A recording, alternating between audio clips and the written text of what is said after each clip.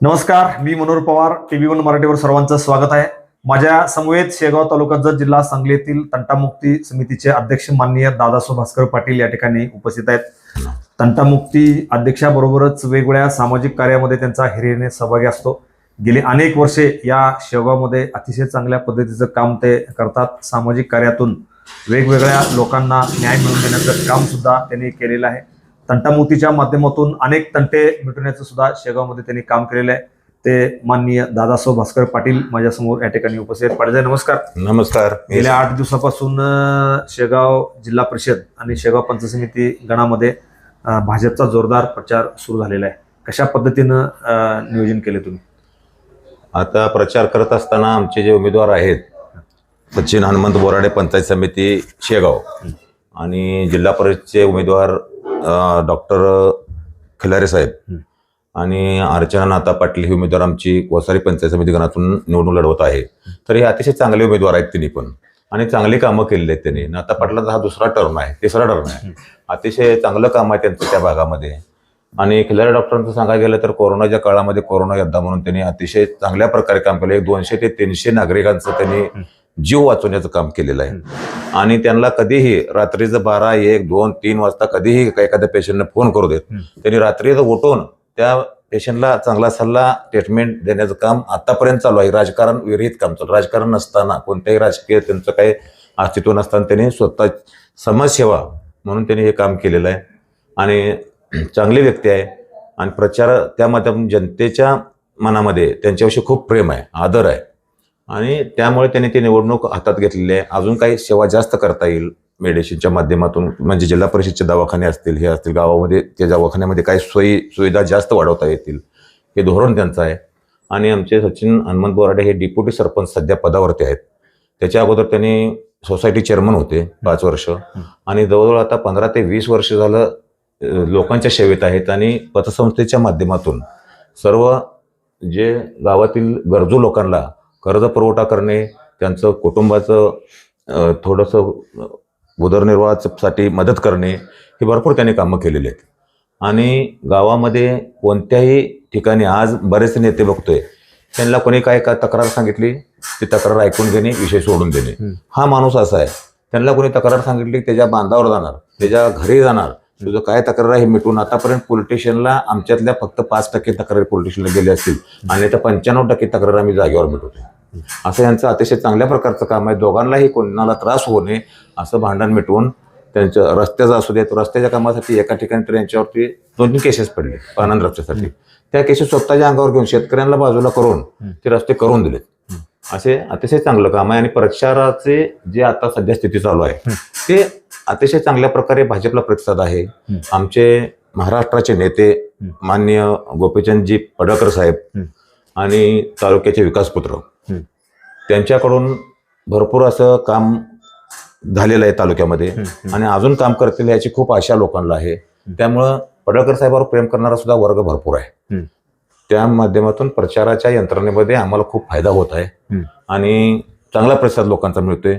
तुमचं सरकार चांगलं आहे, तुमचा पक्ष चांगला आहे, तुमचे नेते मंडळी चांगले आहेत, तुमचे उमेदवार चांगले आहेत आणि तुम्ही निवडून येत आहे, आम्ही तुम्हालाच मतदान करणार आहे, ही लोकांची अतिशय चांगला प्रतिसाद बघून आम्हाला सुद्धा आनंद होतोय प्रचार करायला.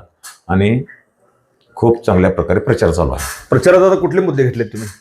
प्रचाराला आता सध्या मुद्दे घेण्यास म्हणजे जिथं शाळा आहेत, शाळेचे कुठले नादुरुस्तीकरण आहे, दुरुस्तीकरणासाठी शाळेचं काम करायचं आहे. कुठं शाळेला पाणी नाही, जिल्हा परिषदच्या शाळांना कुठल्या ठिकाणी पाणी नाही, तिथं पाण्याची सुविधा, कंपाऊंडची सुविधा, जे रस्ते काय आम्हाला निधी वापरता येईल असे रस्ते, कुठं कच्चे रोड आहेत त्या रोडवरती पक्के रोड करण्याचा आमचा विचार आहे. आणि फळबागेसाठी डॉक्टर साहेबांनी अतिशय चांगलं काम केलं. 300 शेतकरी त्यांच्या संपर्कात आहेत सध्या पेरूच्या लागवडीमध्ये.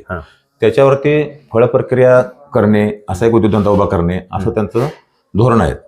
आणि बाकीच्या गोष्टी जिल्हा परिषद माध्यमातून जेवढं काय आम्हाला कामं करता येतील ते आम्ही करणारच आहोत. आणि आमदार साहेबाच्या फंडातून आणखीन काय आम्हाला नवीन काय करता येईल त्या विकासाच्या दृष्टिकोनातून आम्ही निवडणूक लढवत आहोत. गेले 8 दिवस तुम्ही आता प्रचार करतायत. पंचायत समिती मतदारसंघाबरोबर तुम्ही जिल्हा परिषद सुद्धा जबाबदारी तुमच्याकडे आहे. काय एकंदरीत लोकांच्या काय समस्या आहेत? आरोग्याच्या किंवा शिक्षणाच्या किंवा शेतकऱ्यांच्या काय समस्या आहेत? शेतकऱ्यांच्या समस्या म्हटलं की आता प्रत्येक शेतकऱ्याच्या वाटाचा प्रश्न लय मोठा आहे. हा, पानंद रस्ते. पानंद रस्त्याचा प्रश्न खूप मोठा आहे. आता शासनानं तर आदेश दिलेले आहेत, पानंद रस्ते करा म्हणून सांगते सरकार. करा म्हणून सांगितलेलं आहे. हा. तरी शेतकरी समजूत काढणं आपलं काम आहे. हा. काही शेतकऱ्यांच्या लक्षात येत नसते, हे रस्ते करायचे आहेत, ह्याचं रान जाते त्याचं रान, ते समजून सांगून करायला लागते.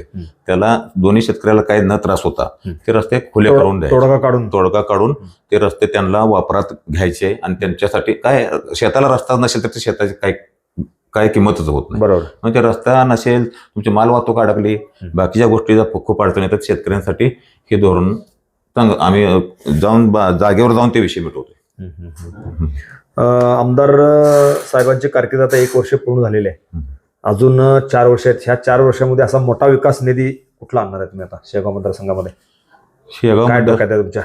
शेगाव मतदारसंघामध्ये आम्ही आता मोठा निधी आणायचं म्हटलं तर आम्हाला या जिल्हा परिषद गटामध्ये 2 हॉस्पिटल आहेत.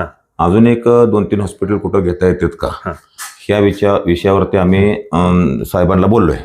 आता संकल एक मोठं त्याने हॉस्पिटल मंजुरीसाठी दिलेलं आहे.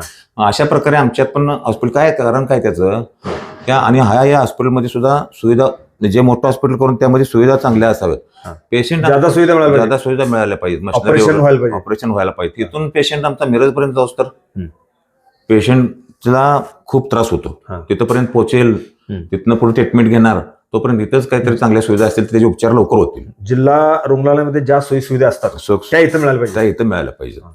आणि तशा प्रकारचं या गटामध्ये एक चांगलं मोठं हॉस्पिटलची सुखसुविधा ज्या सुविधा असतात त्या मिळाल्या की आम्हाला तेवढं मोठं एक काम करायचं आहे. पहिलं सर्वप्रथम ते करायचं. आणखीन काय कुठल्या योजना तुमच्या डोक्यात आहेत, किंवा या भागामध्ये जर बघितलं तर ऊस शेतीबरोबर वेगवेगळे फळ पीक आहेत. त्यामध्ये ड्रॅगन फ्रूट आहे, त्यामध्ये द्राक्ष आहे, डाळिंब आहे, त्यानंतर आंबा आहे, चिक्कू आहे. यावरती काय एखादा प्रक्रिया करणारा उद्योग या ठिकाणी केंद्र सरकारच्या माध्यमातून उभा राहावा असं काय वाटतंय तुम्हाला? या ठिकाणी हा उद्योग उभा राहावा ही आमची पहिल्यापासूनची इच्छा आहे. आम्ही तो प्रयत्न खूप करत आहोत. साहेबांच्या कानावर पण घातले आम्ही ती जागा उपलब्ध करून आम्ही या भागात मोठा प्रकल्प गोळवंचीच्या साईडला आम्ही तिथे जागा बघितली पण होती. व ते आता एक आम्हाला जरा जास्त जागा पाहिजे, त्यासाठी 2-3 प्रकल्प मोठे करायचे आहेत. ते साहेबांनी म्हटले जागा तेवढी उपलब्ध झाली की आपण तिथं ते प्रोजेक्ट तयार करू. असं झालेलं आहे, आम्ही करणारच आहे. ते विरोधकांचं म्हणणं असं आहे की तुम्ही काँग्रेस उमेदवार जिल्हा परिषदचा तुमच्याकडे घेतला आहे, त्यामुळे अचानक हा खूप महत्वाचा मुद्दा आहे. काय म्हणणं आहे यावर? हा खूप महत्वाचा आहे. मला त्या काँग्रेसच्या विरोधकांना विचारायचं आहे की तुमचे तयार उमेदवार आम्ही घेतले किंवा तुमचे उमेदवार आम्ही घेतले, तयार उमेदवार तुमचे आम्ही घेतले हे तुम्ही म्हणताय, पण तुमचे आता आहे ते तयार नाहीत का उमेदवार? आता आहे ते तुमचे तयार नाही असं आम्हाला वाटते. मग ते तयार होते ना, आता हे तयार नाहीत. आमचा उमेदवार पळवला, आमचा उमेदवार पळवला. तुमचा उमेदवार पळवण्यासाठी तुमचा पक्ष सक्षम पाहिजे. त्यांना त्या पक्षात निवडून येत नाही असं वाटलं असेल म्हणून आमच्याकडे आले असतील. तुम्ही काय बोलवलं नाही?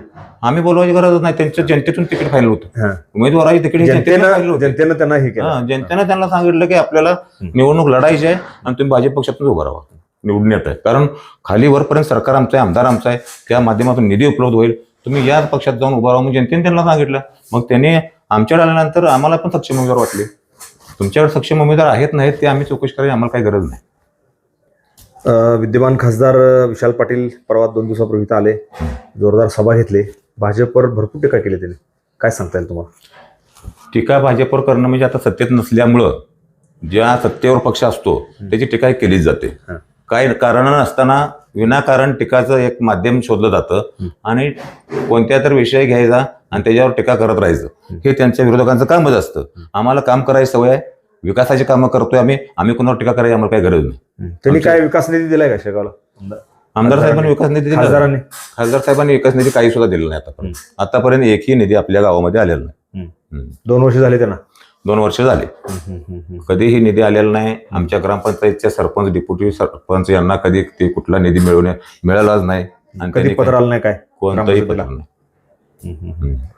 एकंदरीत गेले 8 दिवस या मतदारसंघामध्ये तुम्ही प्रचार करत असताना वेगवेगळ्या ज्या समस्या आहेत त्या समस्याचं या ठिकाणी निराकरण केलेलं आहे.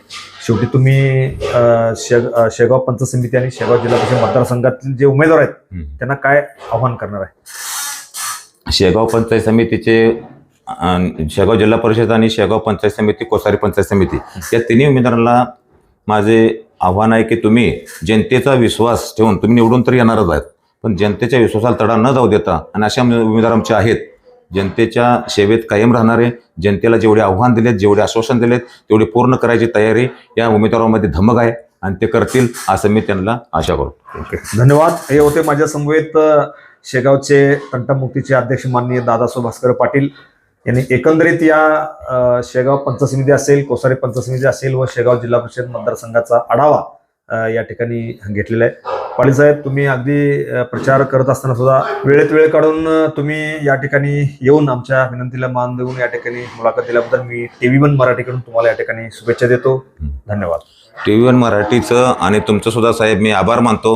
आमच्यासारख्या सामान्य माणसाची तुम्ही मुलाखत घेतलीत आणि या सर्व जिल्हा परिषद आणि तालुक्याच्या प्रसार माध्यमातून तुम्ही आमचं म्हणणं ऐकून घेतलं त्याबद्दल TV1 मराठीचं आम्ही खूप खूप आभार आहे. ओके, धन्यवाद. धन्यवाद साहेब. Press the bell icon on the YouTube app and never miss another update.